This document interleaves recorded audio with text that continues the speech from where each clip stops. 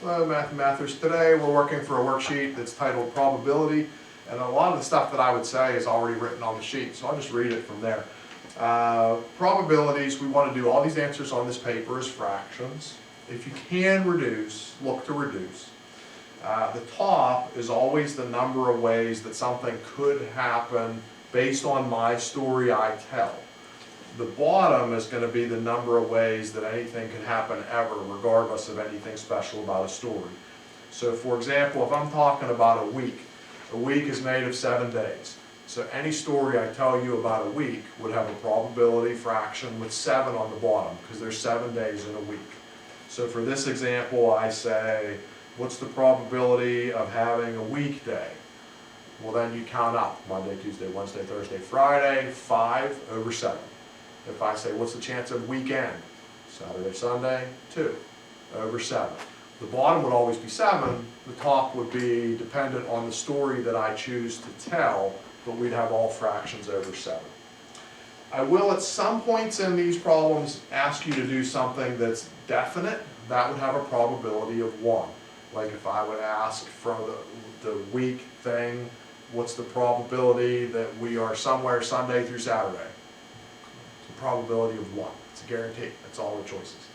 If I ask you something is impossible, then that probability is 0. So if I ask you on the sheet some impossible things, just say 0. It's not a fraction, it's just 0. So helpful tips, flipping a coin, it's only 2 choices. So you should get fractions over 2. Rolling a die, there's 6 options on a standard die, 1, 2, 3, 4, 5, 6. You should get fractions over 6. Rolling 2 dice, you should get fractions over 36. Because I don't have the patience to do all 36 choices, but you could go 1 with 1, 1 with 2, 1 with 3, 1 with 4, 1 with 5, 1 with 6, 2 with 1, 2 with 2, 3 with that stuff, 4 with that stuff, 5 with that stuff, 6 with that stuff. So you'd end up with fractions over 36 for rolling 2 dice. Let me do one of the problems just for free. If I asked you for getting a total of 5, well, first I guarantee you every number here is going to be over 36. Then we have to think about rolling 5s, how we could roll 5s. So you could go 1 with 4, you could go 2 with 3, you could go 3 with 2, you could go 4 with 1. That's it. So there's 4 ways you could roll a 5 out of 36.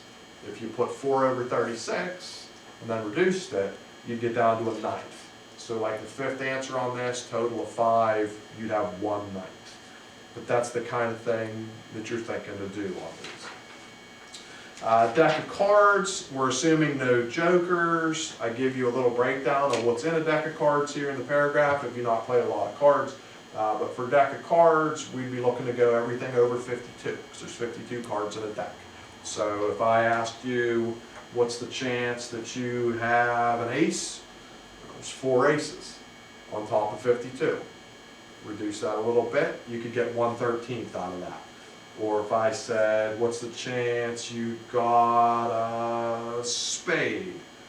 Well, there's 13 spades in the deck. Put 13 over 52. Reduce it down. It'd be a 4th. That's the kind of thing you're doing there.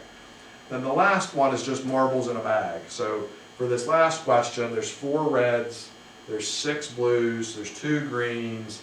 Add those all up to have the total amount of marbles.